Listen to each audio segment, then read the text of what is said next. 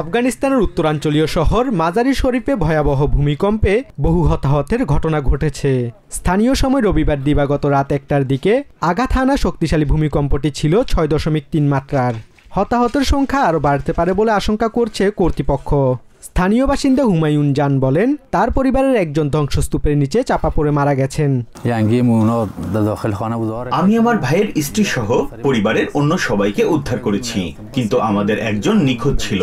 আমি তাকে অনেক খোঁজার পর বুঝতে পারি সে ধ্বংসস্তূপের নিচে চাপা পড়ে আছে। দুর্ভাগ্যবশত সে মারা গেছে। অল্প কিছুদিন আগেই তার বিয়ে হয়েছিল। ভূমিকম্পটির উৎপত্তি হয়েছিল মাজারি শরীফের কাছে ভূগর্ভের প্রায় 17.4 মাইল গভীরে। ওই শহরটি 500,000-এর বেশি মানুষের আবাস। ওই এলাকাটি ঐতিহাসিক নিদর্শন ও ধর্মীয় স্থাপনার জন্য পরিচিত। ভূমিকম্পের কেন্দ্রের কাছে তাশকুরগান জেলার বাসিন্দা মোহাম্মদ রহিম জানান, ধ্বংসস্তূপের নিচে তার মা ও ভাই চাপা পড়েছিলেন। ভূমিকম্পে সবকিছু এত প্রবলভাবে কাঁপছিল, আমরা দরজাও খুলতে পারছিলাম না। আমরা 3বার চেষ্টা করেছিলাম তালা খোলার, কিন্তু কাঁপুনি এত বেশি ছিল যে সম্ভব হয়নি। এটি প্রায় 15 সেকেন্ড স্থায়ী হয় এবং যখন অবশেষে বাইরে বের হতে পারি তখন বাতাসে এত ধুলো ছিল যে কিছুই দেখা যাচ্ছিল না। আমার মা ছাদের কাঠের বিমের নিচে আটকে পড়েছিলেন আর আমার ভাই ধ্বংসস্তূপের নিচে চাপা পড়েছিল। আমাদের গ্রামের মানুষ ও তরুণদের সাহায্যে আমরা তাদের উদ্ধার করতে সক্ষম হয়েছি। তারা এখন হাসপাতালে চিকিৎসাধীন।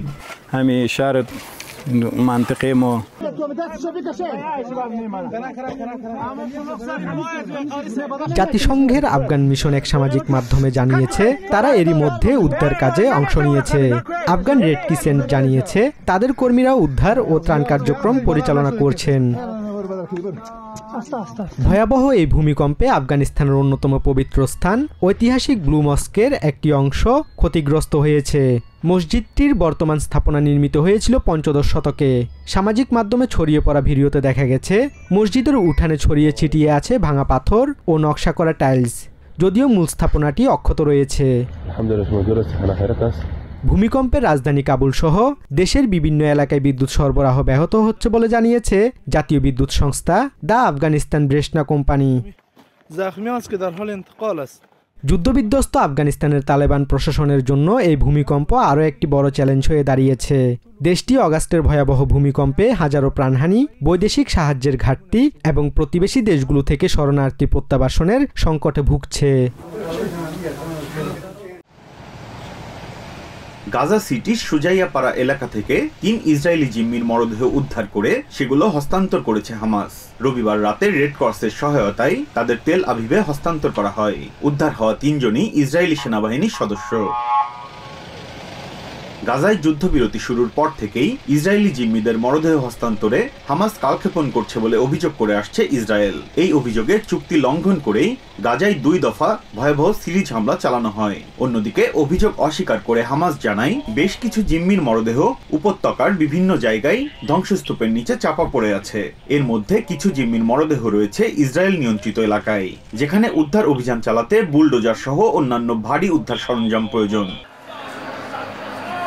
ভারী সরঞ্জামের দাবিকে ইসরায়েল প্রথমে অজুহাত বলে দাবি করলেও ওয়াশিংটন ও কায়রোর ঊর্ধ্বতন কর্মকর্তাদের জেরুজালেম সফরের পর তা মেনে নেয়। এ নিয়ে গত অক্টোবর সপ্তাহব্যাপী আলোচনার পর সিদ্ধান্তে পৌঁছে মধ্যস্থতাকারীরা। পরে international committee of red cross, ICRC ও ইজিপ্টের উদ্ধারকারী দলকে গাজায় প্রবেশের অনুমতি দেওয়া হয়। সবশেষ রবিবারই ইসরায়েল নিয়ন্ত্রিত সুজাইয়াপাড়ায় অভিযানে 3 ইসরায়েলি সেনার মরদেহ পাওয়া যায়। এদিন সকালে রেড ক্রস ও ইজিপ্টের উদ্ধারকারী দলের সঙ্গে সুজাইয়াপাড়ায় প্রবেশ করে হামাস সদস্যরা। পরে দিনভর অভিযান চালিয়ে 3 ইসরায়েলির মরদেহ উদ্ধার করা হয়। গাজায় ভঙ্গুর যুদ্ধবিরতি শুরু হলেও উপত্যকার কিছু অংশে এখনো ইসরায়েলি সেনাবাহিনী অবস্থান ধরে রেখেছে। চুক্তি অনুযায়ী ইসরায়েলি সৈন্য প্রত্যাহারের এলাকায় ইয়েলো সাইন বা হলুদ রেখা প্রতিষ্ঠায় সীমানা চিহ্নিতকরণ পিলারও বসিয়েছে IDF। দক্ষিণের রাফা থেকে উত্তরের বেইত লাহিয়া পর্যন্ত এই ইয়েলো পিলার বসানো হয়।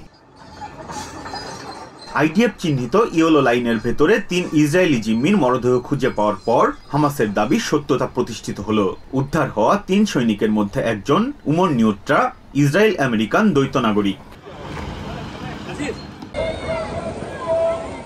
খাদ্য ঘাটতি, মূল্যবৃদ্ধি আর অনিশ্চিত জীবন সব মিলিয়ে তীব্র কষ্টে দিন কাটাচ্ছেন বাস্তুচ্যুত প্যালেস্টিনিয়ানরা। এরই মধ্যে শীতের আগমনী হাওয়া বইতে শুরু করেছে, ফলে প্রয়োজনীয় শীতবস্ত্রের সংকটে অজানা সংখ্যায় পড়ছেন গাজার বাসিন্দারা। টানা 2 বছরের ইসরায়েলি আগ্রাসনে প্রায় পুরো গাজা উপত্যকা ধ্বংসস্তূপে রূপ নিয়েছে। প্যালেস্টিনিয়ানরা হারিয়েছে খাদ্য, বস্ত্র, শিক্ষা, চিকিৎসা, বাসস্থান সহ সব মৌলিক অধিকার। এর মধ্যে শীতের আগমনী বার্তায় কপালে চিন্তার ভাঁজ নেমে এসেছে গাজাবাসীর। জাবালিয়া ক্যাম্পে বাস্তুচ্যুত ইহাব হুসেইন বলছেন, এখন বেঁচে থাকার ন্যূনতম উপকরণও নেই। পরিস্থিতি খুবই কঠিন, আর সহ্য করতে পারছি না। আমরা এখন তাঁবুতে বাস করছি। সারা জীবন আমরা শীতের জন্য প্রার্থনা করেছি, কিন্তু এখনকার পরিস্থিতি সম্পূর্ণ উল্টো। শীত মৌসুমে তাঁবুতে বেঁচে থাকা অনেক কঠিন হয়ে যাবে। শীত মৌসুমে বৃষ্টির আশঙ্কা গাজাবাসীর মনে আরো বেশি ভয় তৈরি করেছে। সন্তানাদি এবং নাতি নাতনি সহ 36 জনের পরিবার নিয়ে কোথায় যাবেন তা নিয়ে চিন্তিত উম্মি আল আবেদ আল ফিউমি। চলমান অবরোধের কারণে অতি সাধারণভাবে জীবনযাপনও কষ্টকর হয়ে উঠেছে। সামাজিক পরিস্থিতি অত্যন্ত শোচনীয় পর্যায়ে।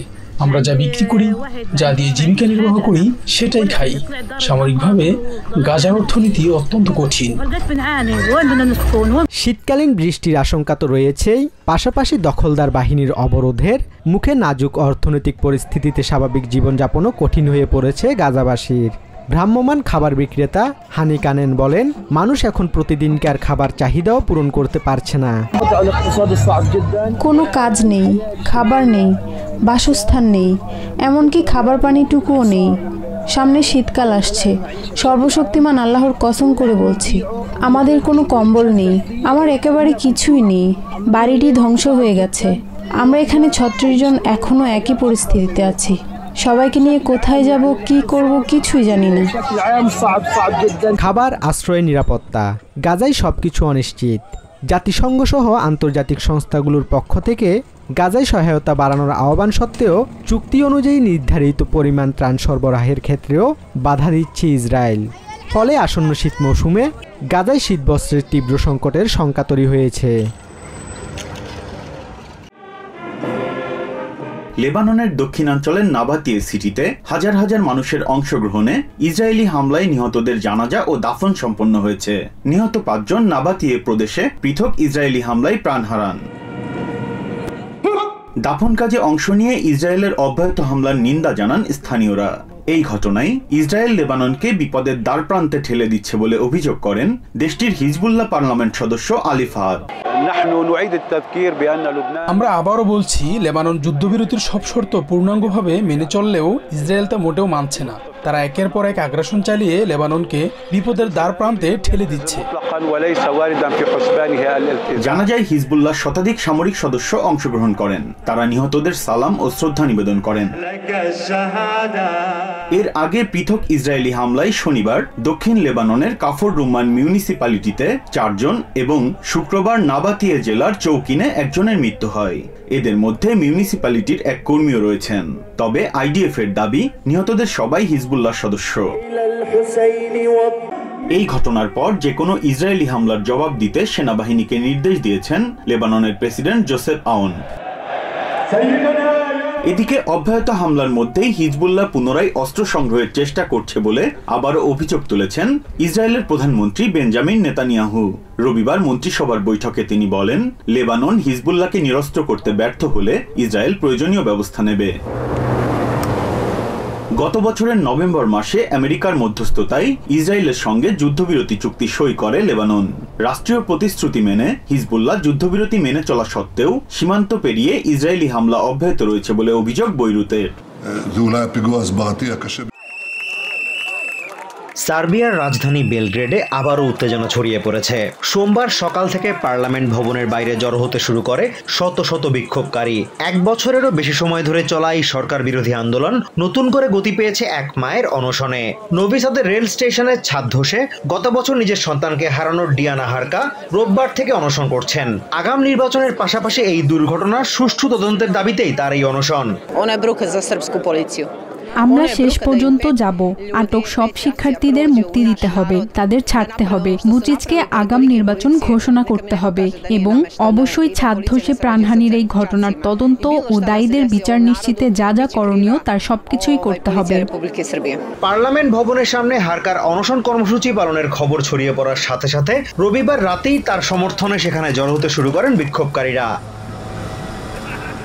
হারকা পার্লামেন্টের প্রধান প্রবেশ পথের কাছে যেতে চাইলেও পুলিশ তাকে সেখানে যেতে দেয়নি, কারণ সেই এলাকা দখল করে আছে প্রেসিডেন্ট আলেকসান্দ্রার ভুচিচের সমর্থকরা। তারা মার্চ মাস থেকে ভবনের সামনে তাঁবু ফেলে অবস্থান করছে। সন্ধ্যার পর বিক্ষোভকারীরা ভুচিচ সমর্থকদের মুখোমুখি হলে উত্তেজনা ছড়িয়ে পড়ে, তবে পুলিশের হস্তক্ষেপে পরিস্থিতি খারাপ দিকে যেতে পারেনি। বিক্ষোভকারীরা পুলিশের বিরুদ্ধে ভুচিচের সমর্থকদের পক্ষ নেওয়ার অভিযোগ তুলেছে। আমি মনে করি এটা সম্পূর্ণভাবে লজ্জাজনক। প্রশাসনের আচরণ লজ্জাজনক। পুলিশ যাদের নির্দেশে কাজ করছে তাদের আচরণ লজ্জাজনক। শাসক দল এসএনএস এর সদস্যদের আচরণও লজ্জাজনক। এখানে মানুষ জড়ো হচ্ছে একজন নারীর পাশে দাঁড়াতে, যিনি ন্যায় বিচারের জন্য লড়ছেন, যিনি তার ছেলে হারিয়েছেন, যিনি অনশন করছেন। সম্প্রতি ইউরোপিয়ান পার্লামেন্টে জমা দেওয়া এক স্বাধীন কমিশনের প্রতিবেদনে বলা হয়েছে, দুর্নীতি ও অযোগ্য ঠিকাদার নিয়োগের কারণেই রেল স্টেশনের ছাদ ধসেছিল। তবে সরকার এই অভিযোগ অস্বীকার করেছে। প্রসিকিউটররা কয়েকজন সরকারি কর্মকর্তার বিরুদ্ধে মামলা করলেও আদালত এখনো তা গ্রহণ করেনি, ফলে বিচার প্রক্রিয়া থমকে আছে। 2-1-0 ভারতের মহাকাশ গবেষণায় যুক্ত হলো নতুন পালক। দেশের মাটি থেকেই এবার সফলভাবে মহাকাশে পাঠানো হলো ভারতের অন্যতম ভারী কমিউনিকেশন স্যাটেলাইট CMS-03। স্থানীয় সময় রবিবার বিকেল 5:26 অন্ধ্রপ্রদেশের শ্রীহরিকোটা মহাকাশ কেন্দ্র থেকে এই স্যাটেলাইটটি উৎক্ষেপণ করে ইসরো। 4410 কেজি ওজনের এই স্যাটেলাইট মহাকাশে নিয়ে গেছে ভারতের নিজস্ব প্রযুক্তিতে তৈরি LVM-3M5 রকেট। বিজ্ঞানীরা যেটির নাম দিয়েছেন বাহুবলী। এই রকেট CMS-03-কে জিওসিনক্রোনাস ট্রান্সফার অরবিটে স্থাপন করবে। ভারতের ইতিহাসে এই প্রথম এত ভারী কমিউনিকেশন স্যাটেলাইট দেশের মাটি থেকেই মহাকাশে পাঠানো হয়েছে। ভারতীয় মহাকাশ গবেষণা সংস্থা ইসরোর প্রধান ভি নারায়ণ বলেন, ভারী এই স্যাটেলাইটটি কক্ষপথের নির্ধারিত অবস্থানে সফলভাবে প্রেরণ করা হয়েছে। Injected the CMS-03 communication satellite in the required orbit. এর আগে 2018 সালে আরও ভারী স্যাটেলাইট GSAT-11 উৎক্ষেপণ করা হলেও সেটি হয়েছিল ফ্রান্সের গিয়ানা থেকে। ইসরোর তৈরি বাহুবলী রকেটটির দৈর্ঘ্য প্রায় 43 মিটার এবং এটি LVM-3 সিরিজের পঞ্চম সংস্করণ। CMS-03 স্যাটেলাইটটি ভারতের যোগাযোগ ব্যবস্থাকে আরও শক্তিশালী করবে। দূরবর্তী দ্বীপপুঞ্জ, উপকূলীয় অঞ্চল এবং সমুদ্রপথে চলাচলকারী জাহাজের স্যাটেলাইট সংযোগেও এটি গুরুত্বপূর্ণ ভূমিকা রাখবে বলে জানিয়েছে ইসরো। ইসরোর পক্ষ থেকে আরও জানানো হয়েছে, ভারতীয় ভূখণ্ডের পাশাপাশি ভারতীয় মহাসাগরের বিস্তীর্ণ অঞ্চলও এই স্যাটেলাইটের আওতায় আসবে। আনুষ্ঠানিকভাবে কিছু জানানো না হলেও ধারণা করা হচ্ছে এর একটি অংশ সামরিক নজরদারিতেও ব্যবহৃত হতে পারে। ভারতের মহাকাশ অভিযানে নতুন উচ্চতা ছুঁয়ে গেল বাহুবলী রকেট ও CMS-03 স্যাটেলাইট, যা মহাকাশ প্রযুক্তিতে ভারতের দ্রুত এগিয়ে যাওয়ার আরেকটি মাইলফলক। জর্জিয়ার রাজধানী তিবিলিসের আদালতের বাইরে এই ভিড় সাংবাদিকদের। হাতকড়া ছাড়া হাসি মুখে বাইরে আসছেন 19 বছর বয়সী ব্রিটিশ তরুণী বেলা কুলি। থাইল্যান্ড থেকে জর্জিয়ায় মাদক পাচারের অভিযোগে 5 মাসেরও বেশি সময় ধরে কারাগারে ছিলেন তিনি। মুক্তি পেতে যাচ্ছেন এই খবর পাওয়ার পর প্রথমে বিশ্বাসই করতে পারেননি বেলা। Did you expect that? Did you expect to be free today? No. মুক্তির আনন্দে আইনজীবী মালখাস সালাকাইয়াকে জড়িয়ে ধরেন বেলা। আদালত প্রাঙ্গণ থেকে বেরিয়ে গাড়িতে উঠে চলে যান তিনি। তার আইনজীবী জানান, প্রায় 6 মাস কারাবাসের পর প্রসিকিউটর বেলার মামলায় সমঝোতার সিদ্ধান্ত নেয়। 5 মাস 24 দিন কারাভোগের পর আজ প্রসিকিউটর জেনারেলের দপ্তর বেলার বিষয়ে সিদ্ধান্ত নেয়। আমরা কৃতজ্ঞ যে কর্তৃপক্ষ তার শারীরিক অবস্থা ও আর্থিক পরিস্থিতি বিবেচনায় নিয়েছে। প্রসিকিউশন আপোষ সমঝোতার প্রস্তাব মেনে নিয়েছে, আর সেই সিদ্ধান্তেই বেলাকে মুক্তি দেওয়া হয়েছে। জর্জিয়ার প্রসিকিউটর ভাকথাং ইতসালু ঘেলাসবিলি জানান, বেলার বিরুদ্ধে অভিযোগ প্রমাণিত হলে তার 20 বছরের কারাদণ্ড হতে পারত।